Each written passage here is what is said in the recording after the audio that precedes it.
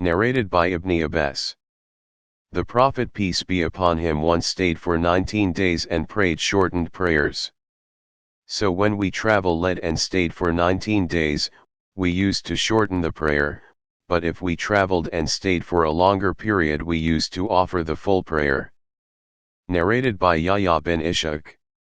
I heard Anas saying, we traveled with the Prophet peace be upon him from Medina to Mecca and offered 2 rakat for every prayer till we returned to Medina. I said, did you stay for a while in Mecca? He replied, we stayed in Mecca for 10 days. Narrated by Abdullah bin Umar. I offered the prayer with the Prophet, Abu Bakr and Umar at Mina and it was of 2 rakat. Uthman in the early days of his caliphate did the same, but later on he started praying the full prayer. Narrated by Haritha bin Wahab. The Prophet peace be upon him led us in the prayer at Mina during the peace period by offering 2 rakat. Narrated by Abdurrahman bin Yazid.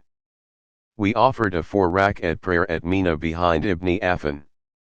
Abdullah bin Majud was informed about it. He said sadly, truly to Allah we belong and truly to him we shall return.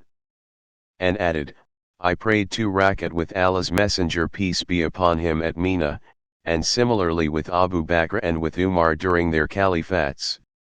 He further said, may I be lucky enough to have 2 of the 4 rakat accepted by Allah. Narrated by Ibn Abbas. The Prophet peace be upon him and his companions reached Mecca in the morning of the 4th Dhul Hijjah reciting Talbiyah, O Allah! We are obedient to your orders, we respond to your call, intending to perform Hajj. The Prophet peace be upon him ordered his companions to assume the ihram for Umrah instead of Hajj, excepting those who had hadi, sacrifice, with them.